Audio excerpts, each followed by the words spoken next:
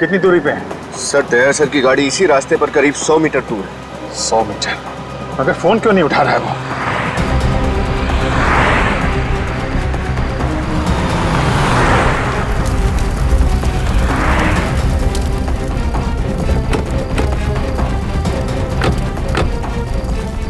क्या? क्या? क्या? Oh my God! Nikhil! Nikhil! क्या? क्या? क्या हुआ? क्या हुआ? हाँ? जी हाँ। देखो वो वायरस आई है ना? वायरस? हाँ।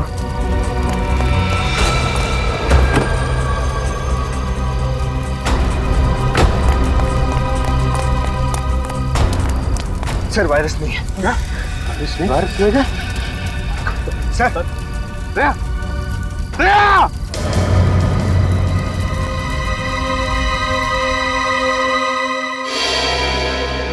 मुझे पूरी उम्मीद थी आप और आपकी सीआईडी टीम उस वायरस को सही सलामत अपनी मंजिल तक पहुंचाएगी, मगर क्या रामंजन जी, उस वायरस के बारे में हमारी टीम के अलावा आपको और आपकी टीम को भी मालूम था। क्या मतलब? मतलब यह कि आपकी टीम में से कोई गद्दार है जिसने उन लोगों को खबर कर दी हमारे खुफिया प्लान के बारे में। आप लोगों ने लास्ट मिनट में अपना प्लान बदल लिया था। आप लोग किस रास्ते से जाने वाले हो, किस होटल में रुकने वाले हो, इसकी खबर नहीं थी मुझे। लेकिन आपको यह तो पता था कि वो वायरस लेके हम लोग अशोकनगर की लैब में जा रहे हैं। सर, इस रघु से बहुत पूछा, लेकिन इसकी सुई एक ही जगह पर आकर अटक गई। इसने ये सारा काम सिर्फ पैसों के लिए किया, लेकिन वो पैसे दिए किसने ये इसे नहीं पता। देख रघु, अभी तो तू चल के आया है, अगर सच सच नहीं बताया ना तो पैरों पे खड़ा भी नहीं हो पाएगा, समझा? साहब मैं सच बोल रहा हूँ साहब, मुझे इस काम के लिए 1 करोड़ रुपए मिलने वाले थे साहब, बस और कुछ नहीं मालूम साहब, सच्ची। 1 करोड़? कौन है ये जो तुम्हें 1 करोड़ देने वाला था? साहब मैंने बस आवाज सुनी थी साहब, मुझे कॉल आया था साहब प्राइवेट नंबर से। उन्होंने मेरे घर के पीछे गोदाउन पे 5 लाख रुपए एडवांस भी डाले थे साहब। अब और कुछ नहीं मालूम साहब, सच बोल रहा हूँ साहब। ये जो भी कोई है ना जो तुम्हें 1 करोड़ रुपए देने वाला है, वो हमारे हाथों नहीं बचेगा, नहीं बचेगा वो हमारे हाथों।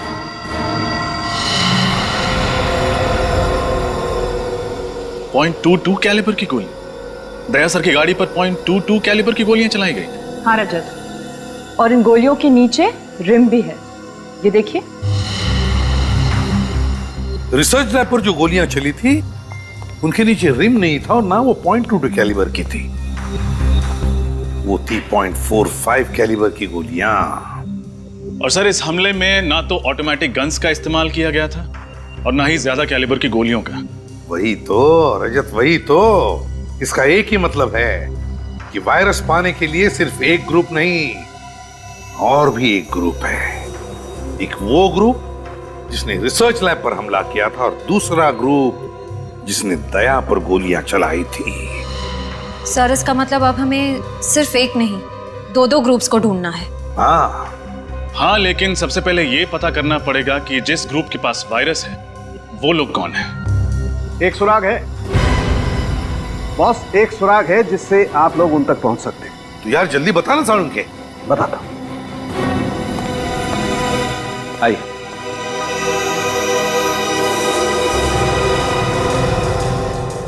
बॉस, ये उस बॉम्ब के टुकड़े हैं जिसका इस्तेमाल करके मुजरिमों ने उस वैन की धज्जियां उड़ाई थी। इस बॉम्ब में टाइमर के साथ साथ फर्टिलाइजर भी मिला है। लेकिन इसमें अनोखा क्या है सर? क्या अनोखा क्या है वो बता। अनोखा ये है बॉस कि ये बॉम्ब दिखने में तो बहुत छोटा सा टिफिन बॉक्स जैसा है, लेकिन है बहुत खतरनाक। इस बॉम्ब का इस्तेमाल बड़ी बड़ी फैक्ट्रीज में एक्सप्लोजर के लिए किया जाता है। और एक बात, इस बॉम्ब के कंपोनेंट बाजार में आसानी से नहीं मिलते हैं।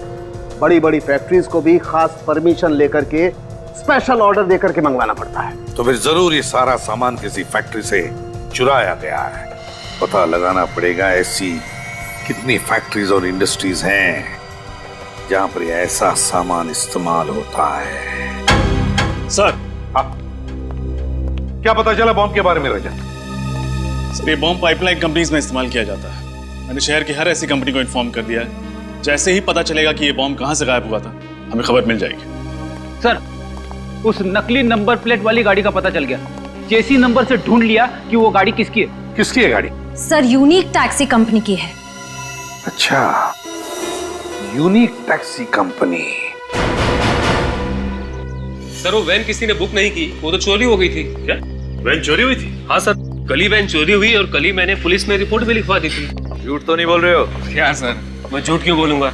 एक तो मेरा इतना बड़ा नुकसान हो गया, ऊपर से आप मुझ पे ही शक कर रहे हैं।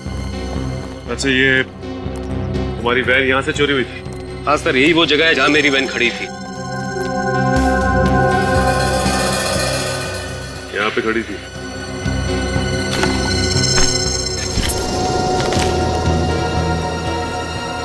सूरज, कर क्या रहा तुम?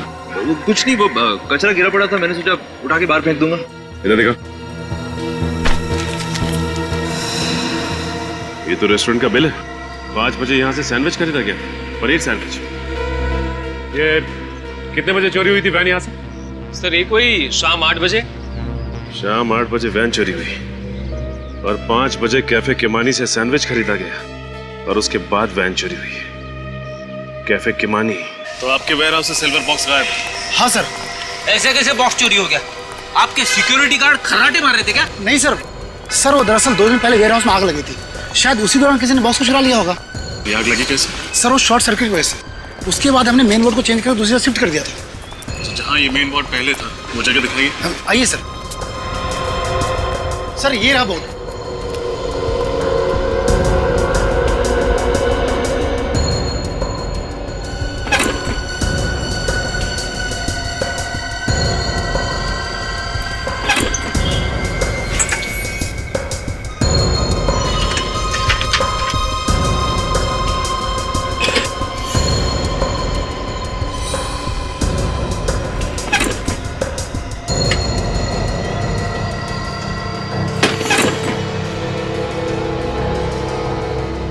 आग लगी नहीं, लगवाई गई है ताकि आग के बहाने सिल्वर बॉक्स चुराया जा सके।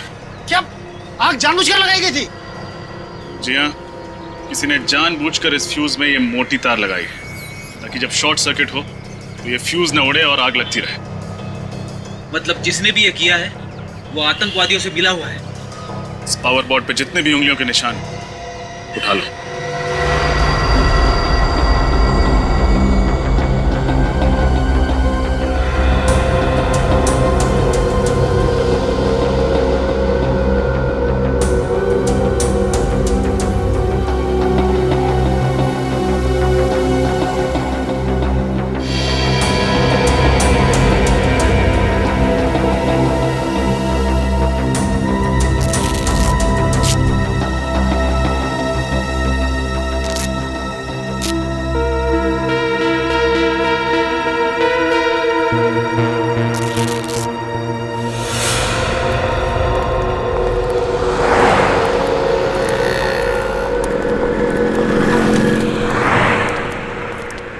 क्या लेंगे sir? Ice cream, French fries, burger, sandwich? हम CID से। CID? क्या बात है सर? कल शाम को 5 बजे आपके यहाँ से किसी ने पनीर सैंडविच खरीदा था। ये रहा उसका बिल। ध्यान से देखिए इस बिल और अपने दिमाग पे जोर डालिए और बताइए कि किसने खरीदा था। सर, ऐसे तो रोज 50 लोग पनीर सैंडविच के लिए आते हैं, ऐसे कैसे याद रख सकता हूँ? तुम नहीं बता सकते, लेकिन ये CCTV फुटेज ये तो बता सकती है ना कि कौन और कब आया था। फुटेज दिखाओ जरा। जी सर।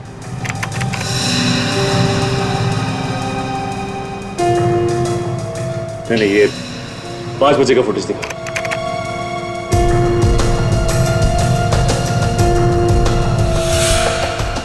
सर, यही दोनों बंदे आए थे 5 बजे पनीर सैंडविच लेने।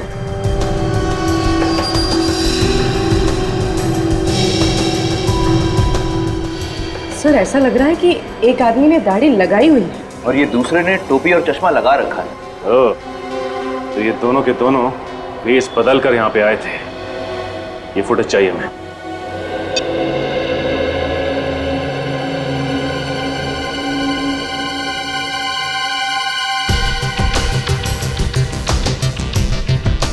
पूरी पॉज करो। अब रिवाइंड करके उसके हाथ पर जूम करो, देखना जरा दया, उसके हाथ पे कुछ है। हाथ पे टैटू बना है सर। हाँ, TS। सर ये TS क्या हो सकता है? सर हो सकता है ये इस मुजरिम के नाम के इनिशियल्स हो। हाँ हो सकता है। पूर्व एक काम करो, हमारे क्रिमिनल रिकॉर्ड चेक करो, देखो किन किन मुजरिमों के नाम TS से शुरू होते हैं। सर एक मिनट सर, तो मुझे ऐसा लगता है कि ये टैटू मैंने पहले भी कहीं देखा है। सर आप इस मुजरिम को पहचानते हैं? टैटू को देखकर लगता है कि इस आदमी के साथ कहीं ना तो कहीं मुठभेड़ हुई है। TS तो शाह नहीं, तरुण,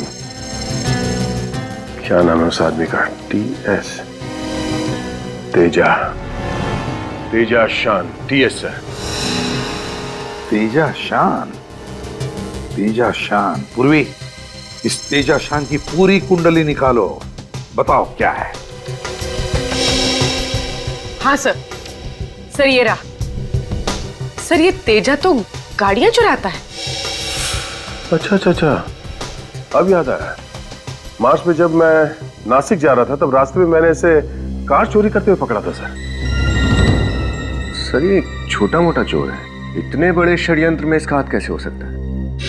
विनीत है, जिस तरह से इस खेल में रघु का इस्तेमाल किया गया उसी तरह अब तेजा का भी इस्तेमाल हो रहा है। इस खेल में बहुत से छोटे मोटे प्यादे हैं और हमें चाहिए वो जो इन प्यादों को घुमा रहा है। सर हाँ सर, उस पाइपलाइन कंपनी के इलेक्ट्रिसिटी बोर्ड में जो उंगलियों के निशान मिले थे उसकी रिपोर्ट आ गई है। किसके उंगलियों के निशान है? सर वो किसी निमांशु नाम के आदमी की है।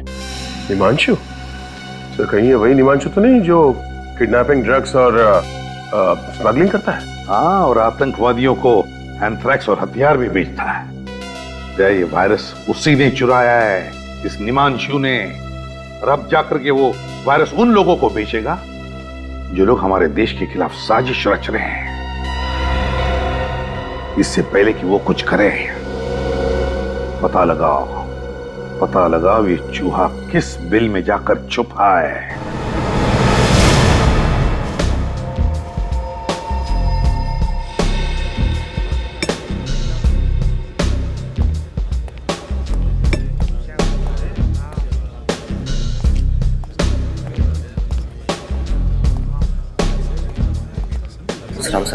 बैठ कर लो। देख, मुझे निमांशु का एड्रेस चाहिए। निमांशु? देश की सुरक्षा का सवाल है, जल्दी बता। साहब अपन सच बोल रहे हैं। अभी वो किधर है उनको सच में कुछ भी पता नहीं।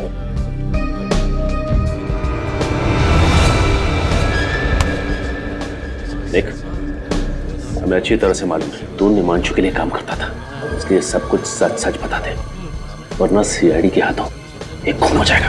अंकल रेलो साहब, घोड़ा तो साइड रखो साहब। चल बता, निमांशु का फोन नंबर, एड्रेस, जो कुछ मालूम है बता। जी बोल रहे हो साहब, आप उनको कुछ नहीं पता।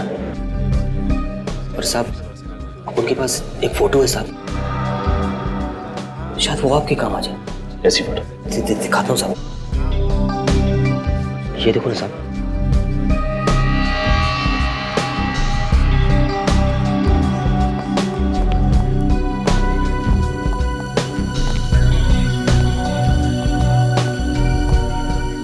कहाँ की फोटो है ये? साहब उनको लगता है ना, शायद ये निमांशु भाई के नए अड्डे का है। वो अपना एक दोस्त है मुन्ना, उसी ने भेजे था। साहब बोल रहा था ना कि अभी इधर करोड़ों का डीलिंग होने वाला है। अभी निमांशु भाई बहुत बड़ा हाथ मारने वाला है। सर इसका मतलब उस वायरस की बिक्री इसी जगह पे होने वाली है। अरे तो अपने उस मुन्ना से पूछना कहाँ का एड्रेस है ये। साहब वो तो बाहर गाँव गया है, ना तो उसका कोई फोन नंबर है ना कोई एड्रेस। सच ही बोल रहा हूँ साहब। ये बंगलो जो है समंदर के आसपास का ही लगता है।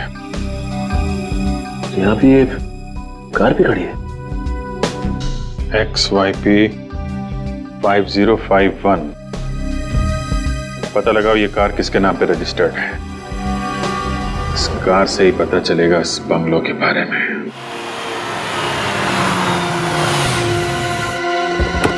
संभल के निमांशु अटैक कर सकता है।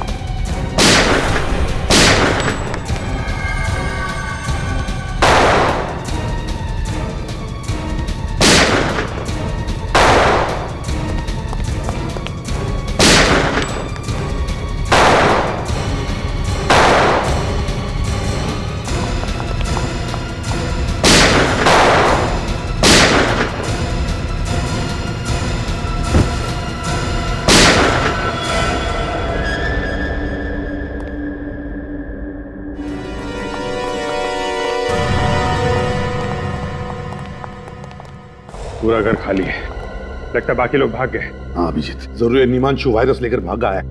काम करो तुम दोनों, चेक करो इनकी जेबें, देखो कोई फोन नंबर या एड्रेस वगैरह मिलता है क्या।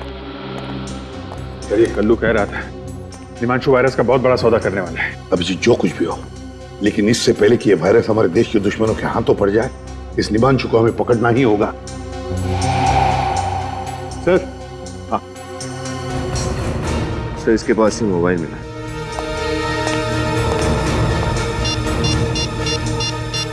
माय गॉड अभिजीत, ये देखो, इसने निमांशु को मैसेज भेजा है कि वायरस के लिए एक और खरीदार मिला है, उसे मैं खतरपुर फैक्ट्री भेज रहा हूं। एक और खरीदार? इसका मतलब ये निमांशु किसी एक गैंग को वायरस नहीं भेज रहा है सर, और भी लोग पड़े हैं इस वायरस के पीछे। ये निमांशु इस वायरस की नीलामी कर रहा होगा खतरपुर फैक्ट्री में। हाँ अभिजीत, एक काम करो अभिजीत, तुम अपने लिए एक नकली नाम, एक नकली आइडेंटिटी ले लो, मैं तुम्हें और निमांशु को एक मैसेज भेजता हूं।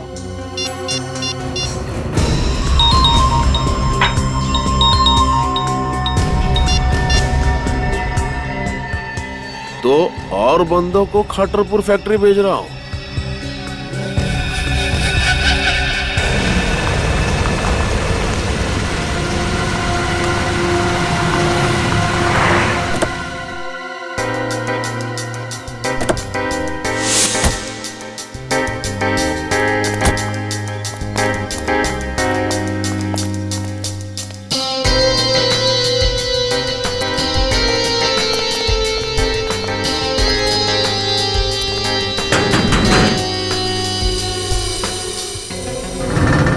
क्या हुआ? कौन हो तुम दोनों? हम मार्को है और ये मेरा छोटा भाई डार्को है। हम लोग वायरस खरीदने को आए। धीरे बोलो, धीरे। हम लोग वायरस खरीदने को आए हैं। ठीक है ठीक है, अंदर आओ। अंदर?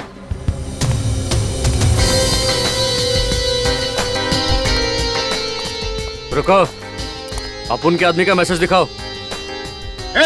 तुम हम पर शक करता है? जाने दो छोटे, जाने दो, जाने दो, जाने दो। मैसेज देखना है? हाँ। ये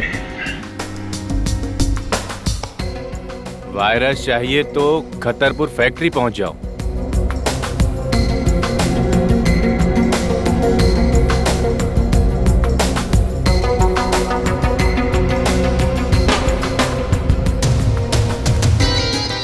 एक मिनट।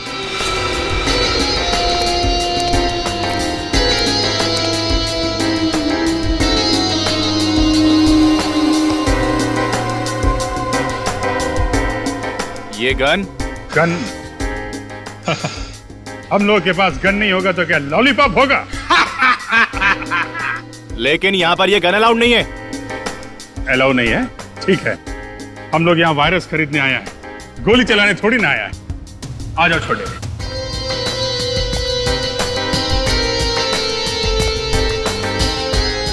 बॉस, ये मार्को और ये इनका छोटा भाई टार्को। हेलो निमांशु। हेलो मार्को, टार्को, पहले कभी सुना नहीं इन दोनों के बारे में। इसीलिए तो हम वो वायरस खरीदने को आए। उस वायरस से हम वो धूम मचाएगा कि इंटरपोल का पुलिस भी हमारे नाम से थर थर कांपेगा। कहां से पकड़ के लेके आए इन दो नमूनों को? कितना कीमत है तुम्हारा वायरस का? सबसे ज्यादा कीमत हम देगा। बिठाओ इन दोनों को। चलो अंदर आ जाओ। नमूना बोला तुमको?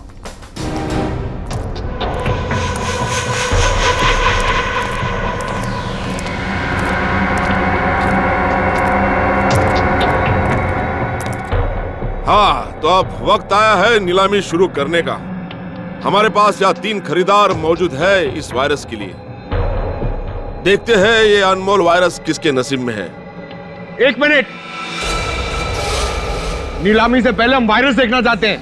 ए चुप, जो वायरस खरीदेगा वही उसे देखेगा। कोई बात नहीं है, खरीदार है, उन्हें देखने का पूरा हक है। पप्पू, इन सबको माल दिखा दो।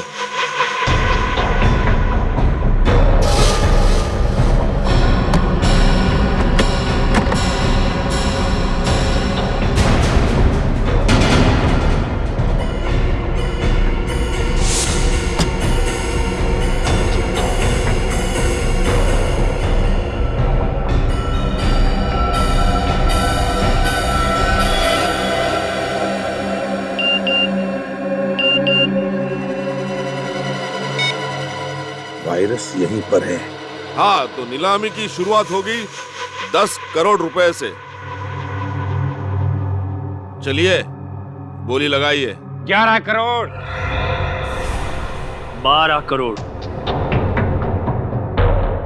15 crore,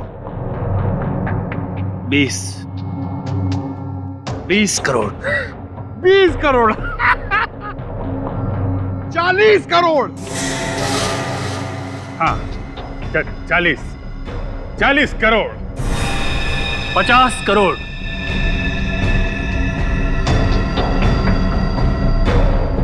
60 crore,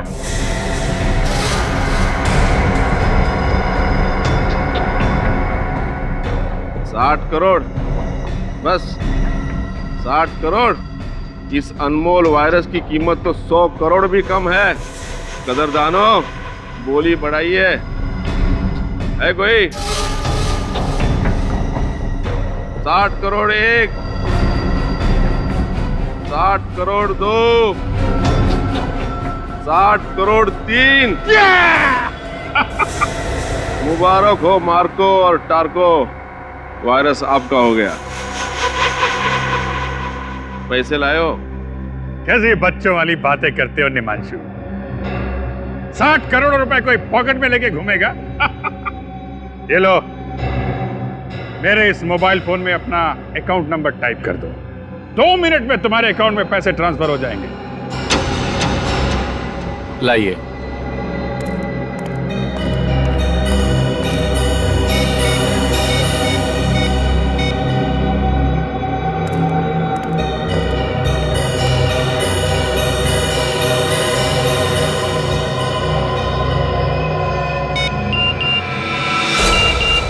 let's go.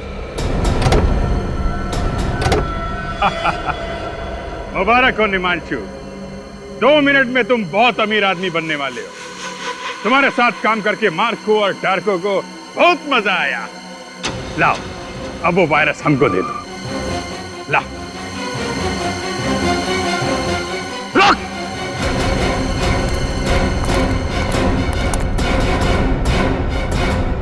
Virus ये लोग नहीं, हम लेकर जाएंगे। गन नीचे कर। ये ठीक नहीं है, गन नीचे करो। ये चीटिंग है। नीलामी हम जीता है। 2 मिनट के अंदर निमांशु के अकाउंट में 60 करोड़ रुपए पहुंचने वाले हैं। अपने आदमी को बोल गन नीचे करे, वरना सारी गोलियां तेरी खोपड़ी में डाल दूंगा।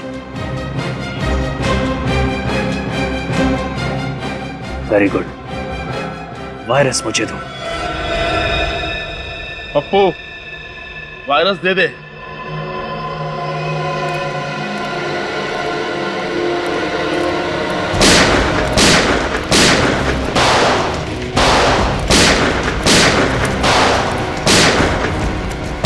हाँ अभिजीत सर, वायरस लेके अभी निकल गया वो। माय गॉड,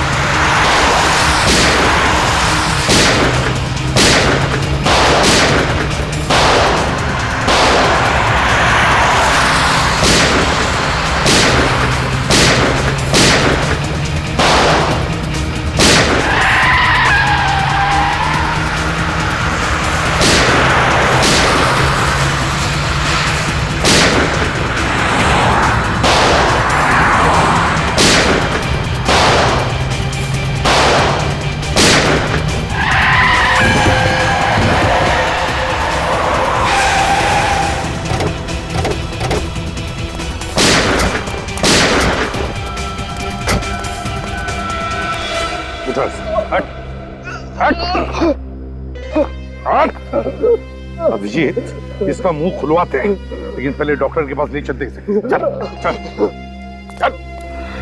मुझे सच में नहीं पता था, आप वो लोग वायरस चुरा के खा लेके गए। ऐसे नहीं मानेगा सर, लातों के भूत बातों से नहीं मानते। अब आप लोग मेरा यकीन क्यों नहीं करते साहब? कि झूठ बोल के क्या मिलेगा साहब? एक आतंकवादी पर यकीन करें, एक देशद्रोही पर यकीन करें। साहब मैं देशद्रोही नहीं हूँ साहब, मैं तो पिछले हफ्ते इस गिरोह से जुड़ा हूँ साहब। अगर मुझे पहले पता होता साहब ये लोग देश को इतना बड़ा नुकसान पहुंचाने वाले हैं, तो मैं कभी इन लोगों का साथ नहीं देता साहब, कभी नहीं।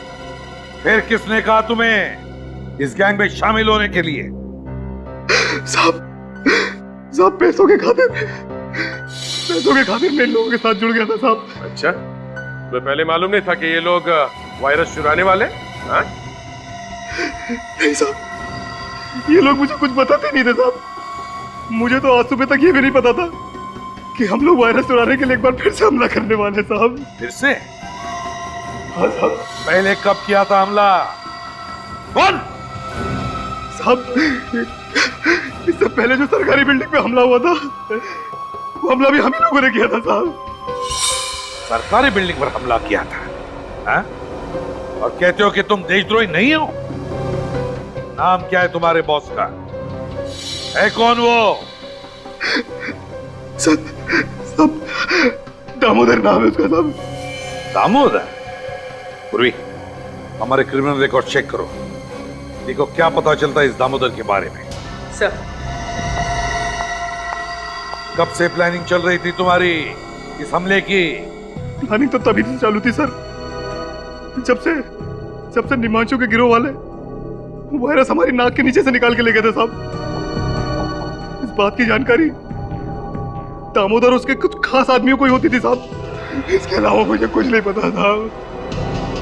कुछ नहीं पता सुन के हमारे कान सड़ गए। हाँ? ये वायरस कहाँ है बता दे, वरना तेरा क्या हशर करेगा कानून ये हम भी नहीं जानते, समझा? सर, दामोदर नाम का कोई भी मुजरिम हमारे क्रिमिनल रिकॉर्ड्स में नहीं है। सर, ये आदमी हमसे अभी भी झूठ बोल रहा है। इसने अपने बॉस का असली नाम अब तक नहीं बताया। अब मुझे तो उसका नाम दामोदर ही बताया गया था साहब, हो सकता है उसका नाम कुछ और हो साहब। उसकी शक्ल तो देखी होगी तुमने? हाँ साहब, देखिए साहब। तो फिर उसका स्केच बनवाओ, समझे? और अड्डा बताओ।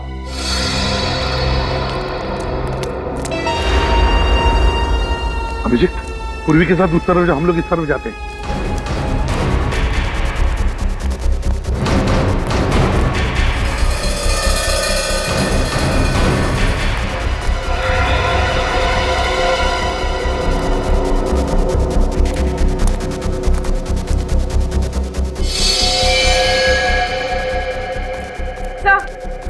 हाँ सर कुछ भी नहीं मिला, खाली पड़ा हूं।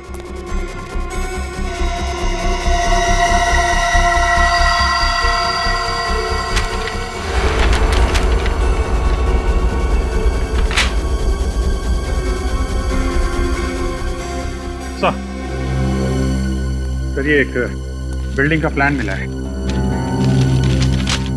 अभिषेक, किस बिल्डिंग का प्लान हो सकता है ये? सर हो सकता है बिल्डिंग इनकी छुपने का कोई इकला अड्डा हो। नहीं निखिल, मुझे नहीं लगता ऐसा खतरनाक वायरस लेकर वो बार बार अड्डा नहीं बदलेंगे। मुझे तो लगता है ये लोग इसी बिल्डिंग में वायरस फैलाने वाले हैं।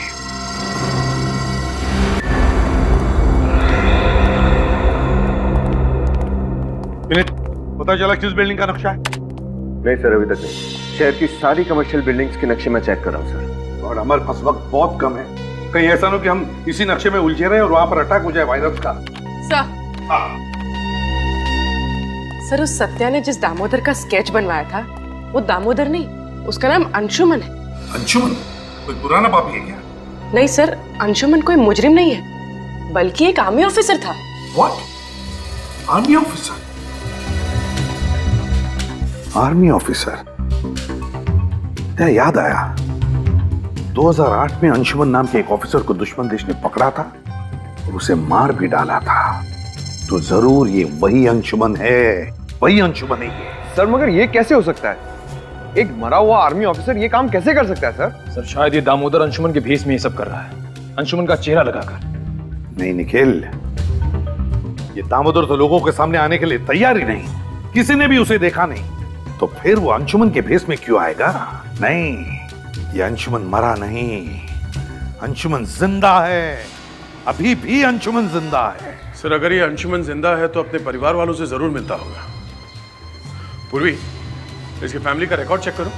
सर एक आर्मी ऑफिसर क्यों अपने देश के साथ गद्दारी करेगा? क्योंकि शायद उसके दिल में आज भी इस बात का गुस्सा है कि जब दुश्मन देश ने उसे पकड़ा तो हमारा देश और देशवासियों ने उसे बचाने के लिए कुछ नहीं किया। पर सर ये बात तो सच नहीं है, सरकार तो पूरी कोशिश करती है उन्हें बचाने के लिए। हाँ पूर्वी, ये बात तो हमें भी पता है, लेकिन शायद उसे लगा होगा कि हमारे देश ने उसे बचाने की पूरी कोशिश नहीं की और इसलिए वो बागी बन गया। सर हाँ सर, ये नक्शा होटल फ्री एशिया के नक्शे से मैच हो गया सर।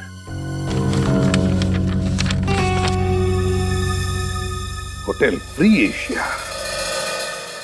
मेरे पापा ने अपने एक एक सांस नौछावर कर दिए देशभक्ति के नाम पे, शहीद हो गए इस देश पे, और आप सीआईडी वाले उन्हें देशद्रोही कह रहे हैं, उन्हें मुजरिम कह रहे हैं। I'm sorry मिस रिया, मगर सच्चाई तो यही है कि आपके पिताजी मिस्टर अंशुमान ने देश को धोखा दिया है और वो मरे नहीं, अभी भी जिंदा हैं और अपने ही देश के खिलाफ एक ऐसा षड्यंत्र रच रहे हैं, न जाने उसकी कीमत आने वाली कितनी पुश्तें चुकाएंगी। ये नहीं हो सकता, पापा अगर जिंदा होते तो मुझसे मिलने क्यों नहीं आए? हो सकता है वो आए हो और आप हमसे ये बात छुपा रही हो। व्हाट? मैं आप लोगों से झूठ क्यों बोलूंगी? मुझे समझ में नहीं आ रहा है आप लोग मेरी बात का यकीन क्यों नहीं कर रहे हैं? चलिए मान लिया कि आप सच बोल रही हैं। हाँ सूरज, मेरे कमरे की तलाशी लो। तलाशी? वो किस लिए? सच बोलने वाले तलाशी देने से कब से डरने लगे? आर्या जी? सर ये मोबाइल फोन मिला, लेकिन इसमें इनके पिता अंशुमन जी का कहीं कोई नाम नहीं। कहीं कोई नाम नहीं है? एक काम करो सूरज, इस मोबाइल को अच्छी तरह से चेक करो और देखो कि रिया जी ने सबसे ज्यादा फोन किन नंबर्स पे किए हैं। सर ये 5 नंबर्स पे। 5 नंबर्स? पता करते हैं कि इनमें से कौन सा नंबर वायरस की नीलामी वाली जगह पर था।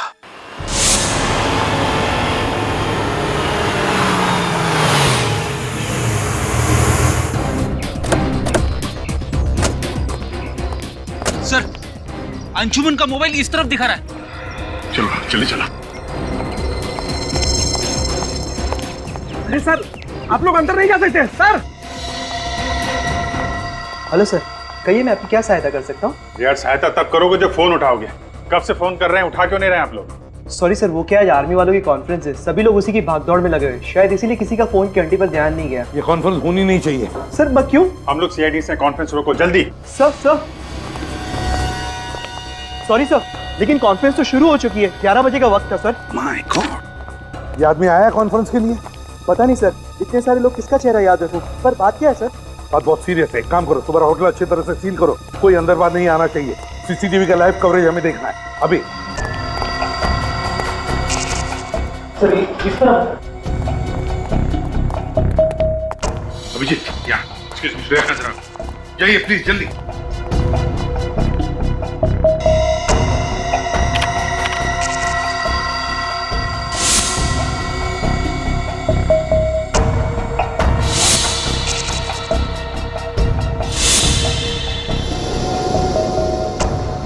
ध्यान से देखना, अच्छी तरह से। श्रेया, कोई दिखा तुम्हें? नहीं सर, ना ही अंशुमन दिखा और ना ही उसके गैंग का कोई आदमी। यहाँ पे तो मॉनिटर्स लगे हुए, इसका मतलब होटल में जो कुछ भी हो रहा है अंशुमन को सब कुछ पता है। सर हो सकता है वो लोग कॉन्फ्रेंस हॉल के अंदर ही हो जहाँ वो फंक्शन चल रहा है। नहीं, कॉन्फ्रेंस हॉल के बाहर मिलिट्री वालों की बहुत टाइट सिक्योरिटी है, वहां से अंदर घुसने की गलती नहीं करेंगे ये लोग। सर इसका मतलब वो लोग वायरस कहीं और से भी छोड़ सकते हैं। बिल्कुल श्रेया, बिल्कुल। वायरस है वायरस, कोई बॉम्ब या गोली नहीं। एक बार अगर ये वायरस हवा में फैल जाए ना तो पता नहीं कितने लोगों की जानें चली जाएगी। सर ये हवा में वायरस डालने का सबसे आसान तरीका ये एयर सर्कुलेशन के जरिए। हाँ, air circulation. Shreya, air circulation room का सीसीटीवी दिखाओ। ये दो लोग उसी एरिया की तरफ जा रहे हैं, स्टाफ वाले लगते हैं। नहीं नहीं, ये अंशुमन का आदमी है सर। वायरस की नीलामी के वक्त इसे मैंने वहां पे देखा था। अभी इन्हें रोकना होगा।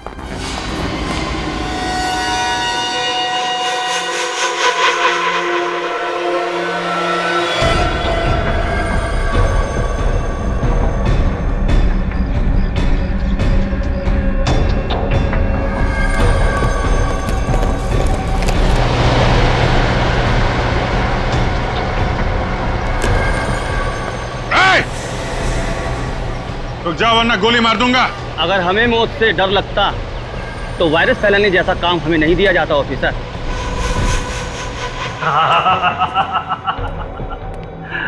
वाकई अंशुमन को सब खबर है, कहा क्या हो रहा है लल्लू राम, बड़ी देर से समझ में आया। शायद तुम्हें इस बात की खबर नहीं है कि सीआईडी तुम्हारे ड्रामे पर पर्दा डाल चुकी है। मासूम लोगों की जानें लेना बहादुरी नहीं, कायरता है। इस देश और देशवासियों को तबाह करना, बस यही हमारा मकसद है। जब तक सीआईडी है तब तक तुम जैसे लोग हमारे देश और देशवासियों का कुछ नहीं कर सकते।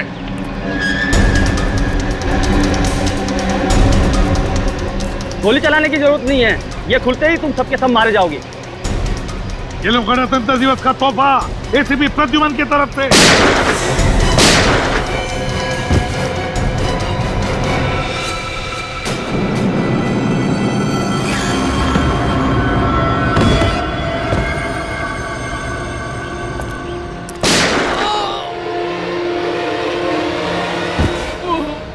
प्लास्टिक ग्रेट होने की चीज।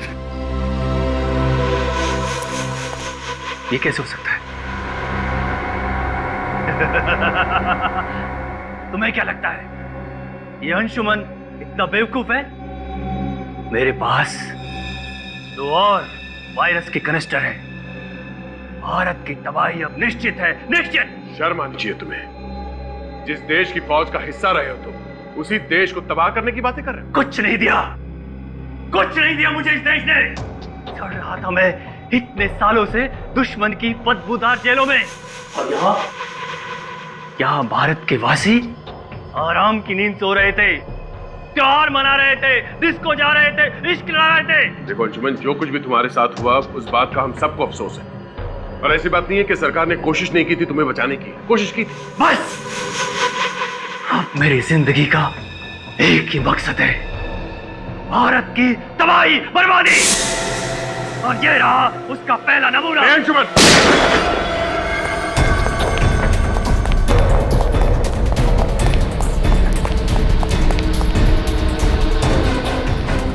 इसे देखो अभिजीत, यह अंशुमन बहादुर सिपाही आज पीठ दिखाकर भाग रहा है। आगे मत बढ़ना, मैं कहता हूं आगे मत बढ़ना, वरना वरना मैं खुद को गोली मारूंगा। आगे मत बढ़ना। इतनी आसान मौत नहीं मिलेगी तुझे अंशुमन। तूने जो किया है उसका अंजाम तो झेलना ही पड़ेगा।